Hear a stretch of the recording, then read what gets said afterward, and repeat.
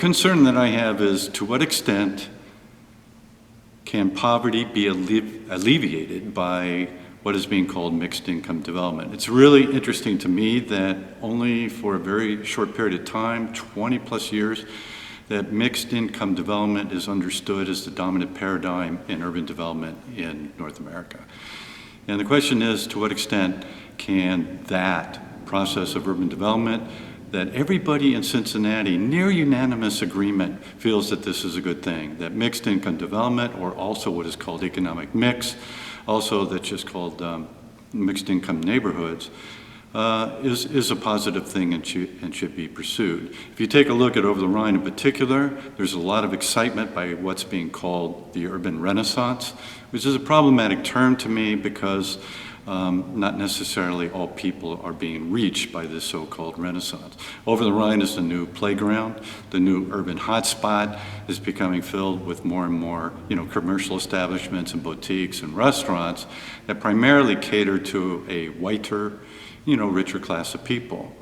And the extent is to which the question becomes, to what extent is Over the Rhine an example of a mixed income community? And recent research seems to show that there's some problems here. In particular, the Community Building Institute study, a good study that came out that began to look at distribution of housing and how many types of housing and housing units do we have. And one of the research things that they found here is that in 2002, from 2002 to now, there's been a tremendous decrease in the number of units, nearly 2,400 units of housing that primarily serve people on incomes from 0 to 30% of the area median income. Area median income is a statistic that is based upon the Cincinnati metropolitan statistical area. But nearly 2,400 units over a 15-year period have been lost due to market rate forces and so forth. It does not seem to bode well for a neighborhood that is trying to supposedly be mixed income. And so what are we to make of that? What are we to make of that when this is put out, and it isn't any kind of rocket science to understand how do you ensure a mixed income neighborhood. If we are serious about that, we would, if you look at policies that are being implemented across the nation, you have something as simple as inclusionary zoning, which is a process in which, private development has to provide some percentage of housing for people on low and moderate incomes. And so inclusionary zoning, you might talk about housing land trust, you might talk about limited equity co-ops, you might talk about shared equity models, you might even talk about rent control, you might even talk about, housing retention ordinance and anti-displacement ordinances. Those last two ordinances, interestingly enough, used to be in Cincinnati and Over the Rhine. And as far as I think I understand, if we take a look at those kinds of policies, how many of them exist in Cincinnati? None. So what are we to make of that as politicians and the corporate sector and all kinds of people? If you want to ensure an economic mix, a mixed income community, we don't have any of those kinds of policies in place to ensure the tenure of people on very low and moderate incomes.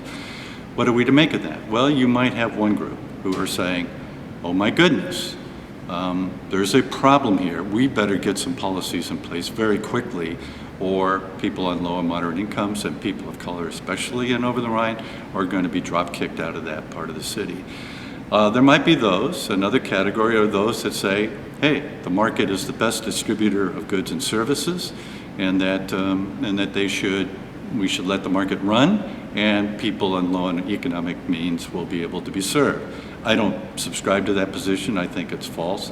I think it's quite clear that if there is not any kind of subsidy that is actually available for people on low economic incomes, then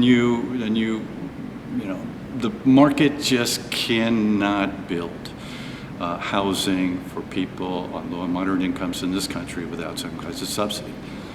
The other position is, and I've heard this position, that mixed income development is simply understood as a cover for another kind of agenda that's pernicious, that's specious, that's about trying to kick people out of the community, to make Over the Rhine, in the name of the Renaissance, be a middle income and upper income kind of community, and the other people, that's too bad that they're out. But if you don't have those policies, or if you think that the market is going to be the distributor, and if you don't care, all of those solutions lead to what many in Over the Rhine and Cincinnati call economicide. And economicide sounds like death of the economy, but really what I think is being meant here is death by the economy. Alice Skirts, in her book, Economicide, Elimination of the Poor, really captures this idea, and that policies, legislation, codes, regulations of all kinds have been organized or have been written in such a way that either by intent or by default, a lot of people who are on very low income just cannot exist in a place like Over the Rhine, and they are in fact pushed out. So in terms of thinking about poverty more generally, and in terms of not only just housing development, it's very interesting to me how in this country poverty is typically understood. It's primarily a personal issue. That the reason why someone's in poverty is because they haven't pursued an education, or haven't gotten a job, or they haven't gotten married, or they haven't done their homework, or it's all kind of a personal set of assumptions that are put on people. Another point is that I want to come back to the point about policy. I mean, I think policy in my mind is just a bare minimum of what has to actually be in place. And I don't think that we have, as I've already said, enough policies in place to even think about securing people of low income within Over the Rhine. We also need to think about how money is distributed in this economy. And if we think of, neighborhood-based organizations of whatever kind, if they're housing developers like Over the Rhine Community Housing, if we think of like the Coalition for the Homeless and things, other social service agencies, if we think about Peasley Neighborhood Center, we need to invest in those kinds of organizations that actually are very close to the people that they serve. They deeply understand the needs that they have and are able to, wrap around supports for them. If money is only going to the market or to the corporate sector to fund a renaissance that I've already characterized as a white middle class playground, it's not really a decent urban neighborhood yet, because by the fact that people are being displaced and the number of those units that have been lost, it's nothing close to a mixed income neighborhood. And so we need to be able to fund those organizations that actually serve deep social need and have had a track record of doing that and are always out there, just trying to do the best they can under extremely trying circumstances.